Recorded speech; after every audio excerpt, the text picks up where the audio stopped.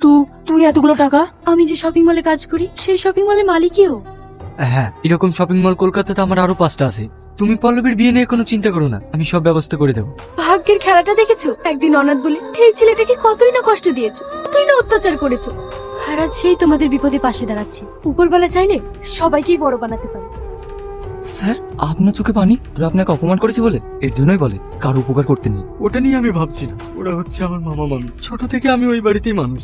তাহলে আপনাকে অপমান করলো কেন? সে অনেক ঘটনা। কি রে, কথা বলছিস না যে? তোর জন্য আমার কি স্কুলে আসতে হলো? মামা মামি আজও আমাকে বকাঝকা করবে। সেটা তো রোজকার ব্যাপার। তুই যে আমাকে ভালোবাসিস, মামা মামি যদি তোর অন্য জায়গায় বিয়ে দিয়ে দেয়, তুই বিয়ে করে নিবি? বিয়ে করবো না বলেই তো তোকে অন্য কোথাও কাজে যেতে বলছি, যাতে কিছু টাকা ইনকাম করলে তোর সঙ্গে পালিয়ে যেতে পারি। আমি ঠিক একটা কাজের ব্যবস্থা করে নেব, কিন্তু আমি তোকে হারাতে পারবো না। রিয়াজ কোথায়? ও নাকি আজ গ্যারেজে কাজে যায়নি? গ্যারেজ বন্ধ করে তোমার ভাগ্নি স্কুলে গেছে, পড়াশোনা করে নাকি জজ ব্যারিস্টার হবে। তোর ছেলেকে এত বারণ করা সত্ত্বেও স্কুলে যাচ্ছে? তো কষ্ট করে কাজটা দেখলাম, সব হয়েছে তোর আজকে পেয়ে।